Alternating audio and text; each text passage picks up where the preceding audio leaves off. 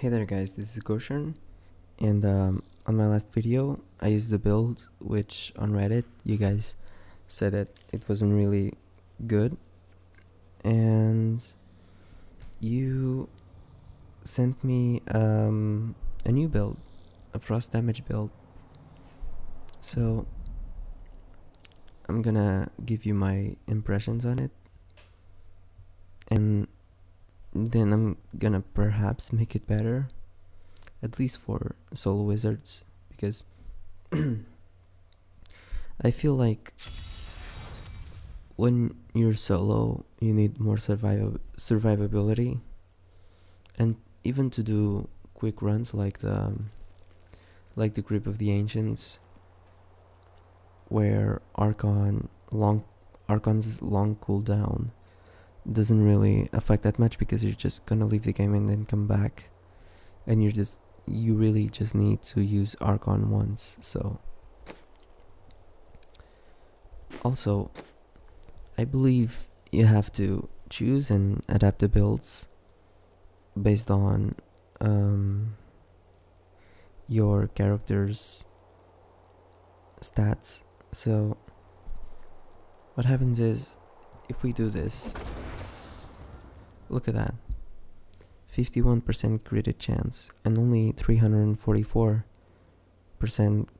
critted damage, which is a big problem, because for this I would have to have 510% critted damage, and even more, because if we come here, like conflagration gives 6% more. So for this to be efficient most of the time, I should have like around 530% credit damage, which I don't have. Far from it. So this is a huge imbalance, because it's usually a 1 to 10% ratio. Like, don't get me wrong, crit chance is always good, but because critical mass is not a thing anymore, crit chance is just to do more damage. And this is also a sign of my aged equipment, because my equipment was kind of a critical mass thing going on. But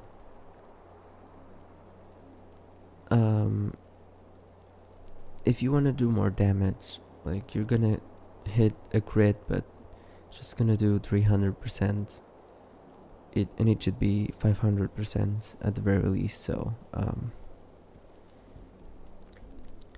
I don't think that I will be benefiting from that that high percent crit chance that much. And I can get this base damage higher, which is kind of more reliable, and not it's just easier to calculate your damage. But anyway, let's go to the build. So this build relies on activating proccing conflagration with magic weapon and familiar when you auto attack. So you see all of that, that's gonna proc this, so you'll have 6% more crit chance on the mobs that are hit by those things. But I'm gonna adjust this so I have more survivability, because this is really low and I only have 33k life. So what we're gonna do is, we're gonna trick conflagration for dominance, and we're gonna trade teleport for Archon, improved Archon. And why are we using Archon? Again, this is a very quick run, and the cooldown is not going to be an issue, because we're just gonna use Archon once to burst the elite down, and then we're just gonna clean out the rest of the crypt, and we're just gonna leave the game and then come back to it. So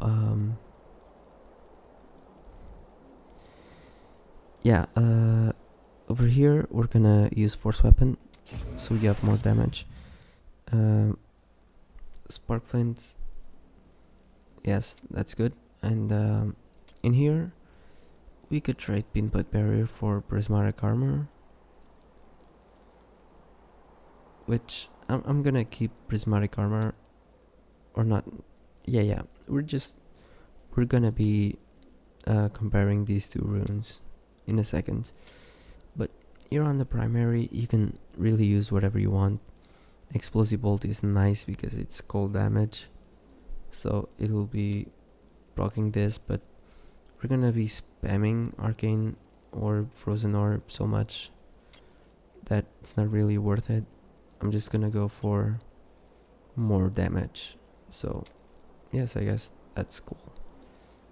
That's cool. And okay, so with this we get 326 and 217. So let's see. Oh, that's impact by moving to a prismatic armor. And okay, so we lose 14k damage, but on the other hand we get like 50k more toughness, 50k or 60k, I think. I'm not quite sure, but it's a lot, so I think it's worth it in the end. So let's test this. Alright,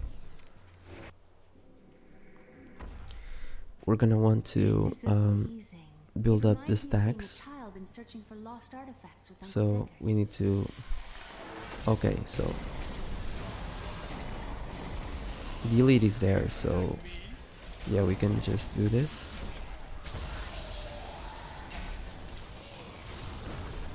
Okay,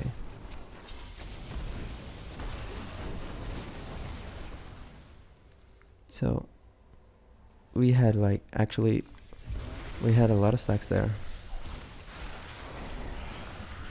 Fancy shrines, always good.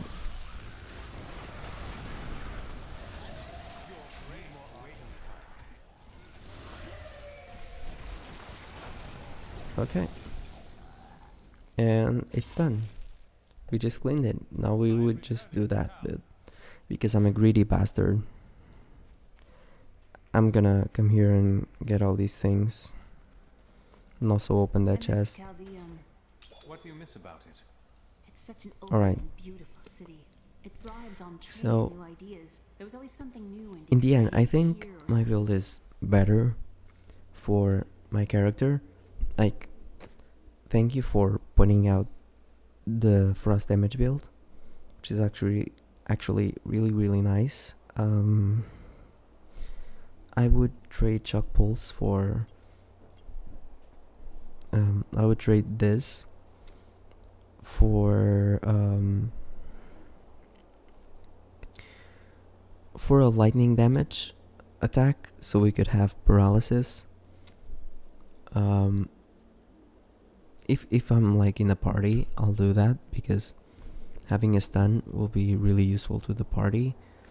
And also maybe I'll take Archon off and I'll put something else. I don't really know what, but I guess like, well, yeah, the cooldown is pretty long, but it's not that long.